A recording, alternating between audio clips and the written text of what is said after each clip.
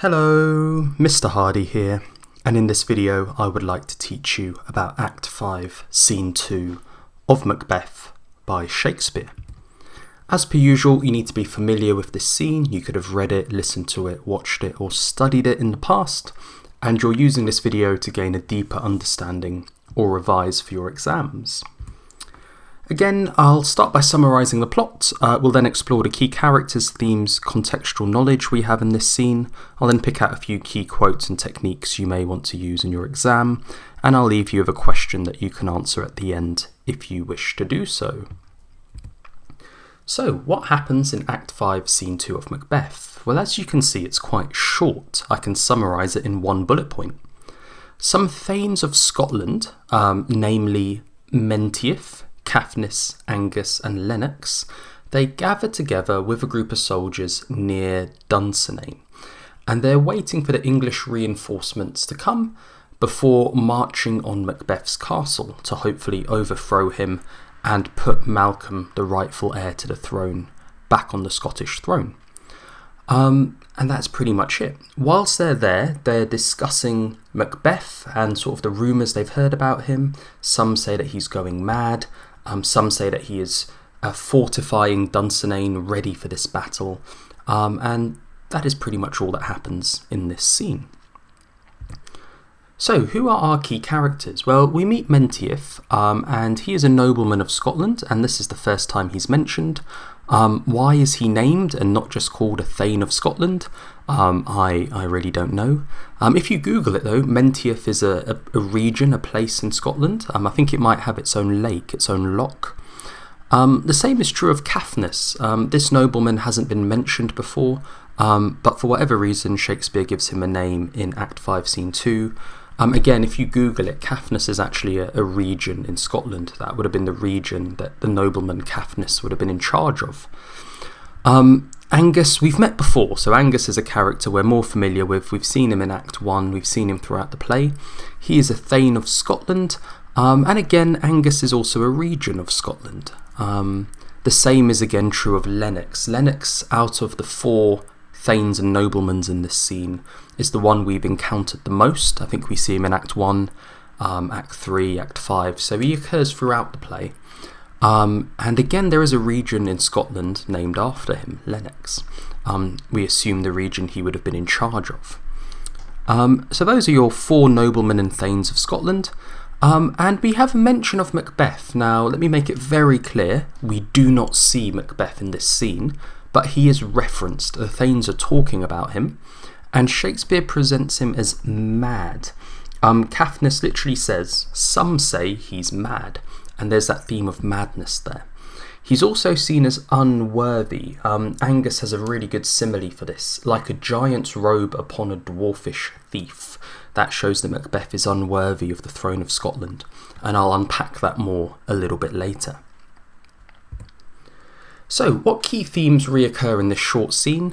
Well, there's the theme of power. So the English forces, remember Macduff has gone down to Malcolm in England to get the English forces together, which the King of England has agreed to do, and he's going to send them up with Seward, 10,000 men, to fight against Macbeth. So the English forces are going to meet with Menteith, Caithness, Angus and Lennox and the Scottish forces, and they're all going to march against Macbeth's castle and Macbeth's forces. So there's a real climax in terms of power here. The English army, the Scottish armies that's loyal to the throne are joining forces against Macbeth's army. Which is the most powerful force? Who is going to win? We have this theme of order and chaos. So Scotland is now in chaos because Macbeth and Lady Macbeth have broken the divine right of kings, the great chain of being, the natural order, and now God has punished Scotland with a natural chaos. But the hope is, by killing Macbeth and by restoring Malcolm to the Scottish throne, they will have restored the divine right of kings, they would have restored the great chain of being, and therefore God will reward them by restoring the natural order to Scotland, and there can finally be peace in Scotland. So that's the aim here. And there's this idea of loyalty. So some of the thanes are still loyal to Macbeth, And in theory they should be, because they should be loyal to their king. That was an important part of 11th century Alban Scotland society and 16th century English society, being loyal to the monarch. However, some of the thanes and the noblemen are loyal to Scotland, the idea of the Scottish throne. And I think you could make an argument that both cases of loyalty make sense, are worthy. If you're loyal to the king, you're doing the right thing. If you're loyal to the Scottish throne and to Scotland as sort of like the motherland, the homeland, you are also being loyal. But from an audience's point of view, we tend to side with those thanes who are loyal to Scotland, such as Menteith, Caithness, Angus and Lennox, because subconsciously we want to rid Scotland of the evil tyrant Macbeth and restore that peace, that divine right of kings, great chain of being and natural order. So what key context do you need? This isn't really contextual information, this is more of a technique. Shakespeare in Act 5 uses a technique called cross-cutting. You can bring this up in an exam if you wish. Cross-cutting is when you switch between two or more scenes quickly, and the scenes are quite short. In Macbeth, Act 5 Scene 1 was in Macbeth's castle, where we looked at Lady Macbeth sleepwalking.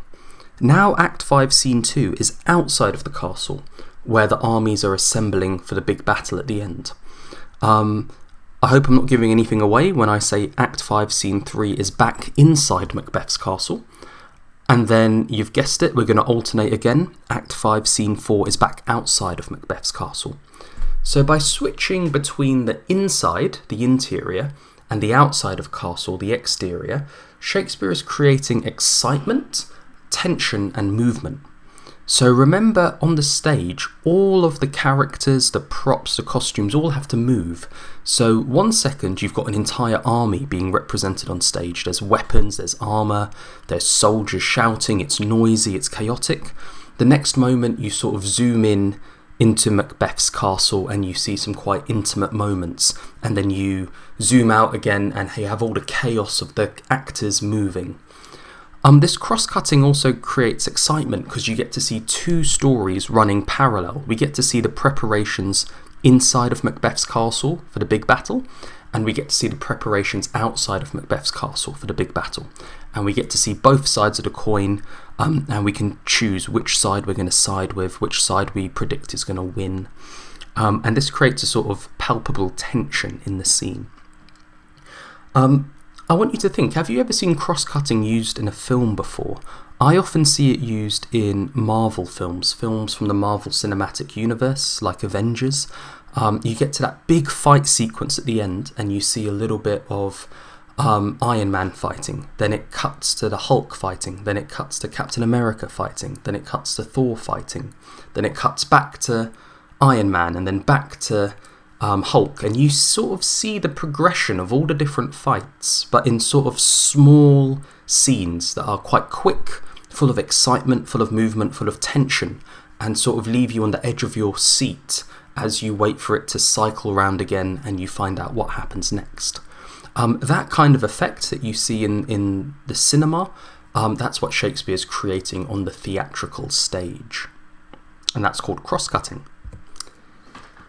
So, what key quotes should you try to remember from this scene? Well, Angus says, "near Birnam Wood." It's not a particularly exciting quote. The only interesting thing about it is we know from the witch's prophecy that when the forests of Birnam Wood move to Dunsinane Hill, Macbeth can be vanquished, can be defeated.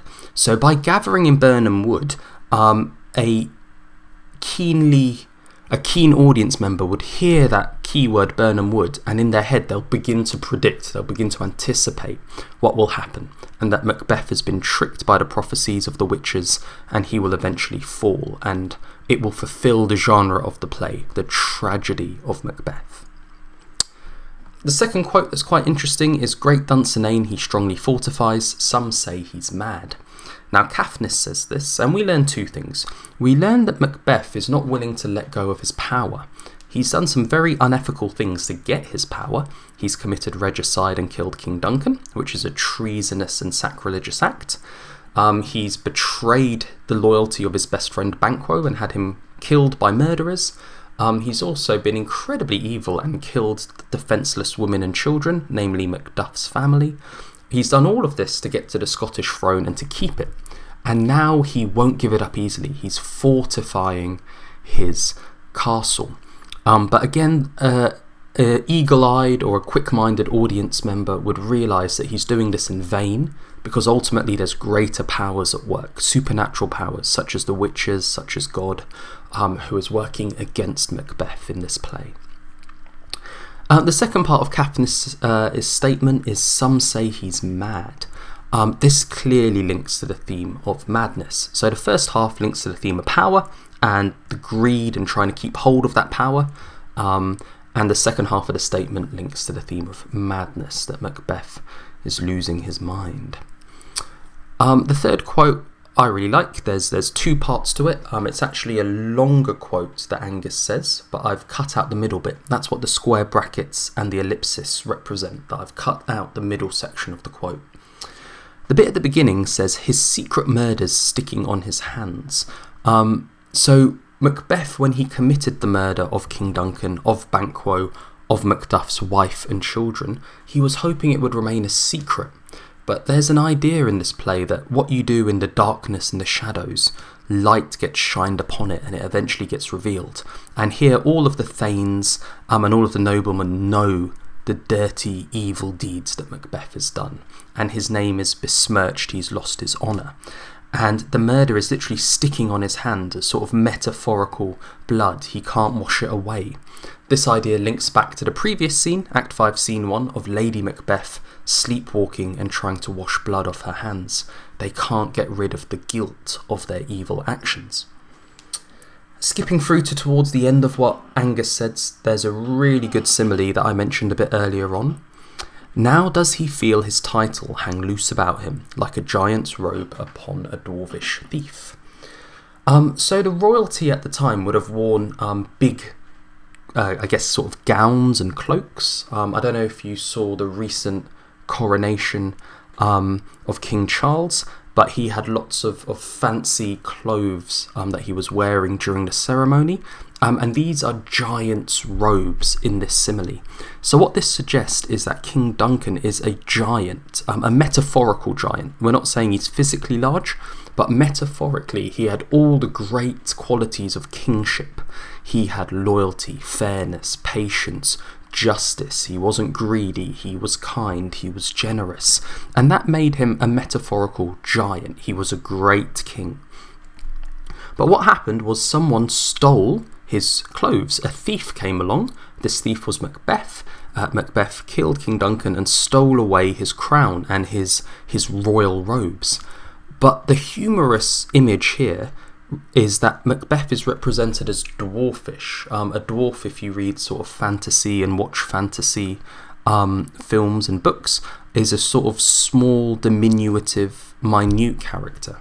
So you've got to imagine an evil Macbeth looking all small and lost in a sea of King Duncan's robes. So this is suggesting that Macbeth doesn't even come close in terms of his kingship qualities. He doesn't even come close to the generosity, the virtue, the goodness, the fairness of King Duncan. Instead, he is the antonyms, he's the opposite, the antithesis of all these ideas. He is greedy, he is evil, he is impatient, he is selfish, and therefore he comes across as a dwarf, a small person, drowning in the clothes of a giant. And here the clothes sort of represent these ideas of kingship, what makes a good ruler, which is a topic that Shakespeare explored because he was trying to curry favour from King James I as a patron of his theatre. He wanted to highlight all the qualities that a good king has, and by doing so suggest that King James I had these qualities, and to try and dissuade the audience at the time, the Jacobean audience, from any sort of hatred towards the king, because as we know at the time, things like the gunpowder plot and other attempts on the king's life were being made. So, you can make some notes from this video on a physical copy of the play. It's an incredibly short scene, And you can try answering this question: how does Shakespeare foreshadow future events in Act 5, Scene 2 of Macbeth? Foreshadowing is when you predict the future by dropping some hints in the present. So how does the fact that they are in Birnam Wood, how does that foreshadow what's going to happen later on in the play? How does the knowledge that Macbeth is fortifying Dunsinane, how does that foreshadow what will happen later? Some say he's mad. How does that foreshadow what will happen in the future? That's your question to explore in this scene. So if you found this video useful, please give it a like, and please consider subscribing to my channel if it benefits your revision, and feel free to leave a comment if you think there's anything I've missed or you have any advice for me. Thank you for your attention, and I'll see you on the next one.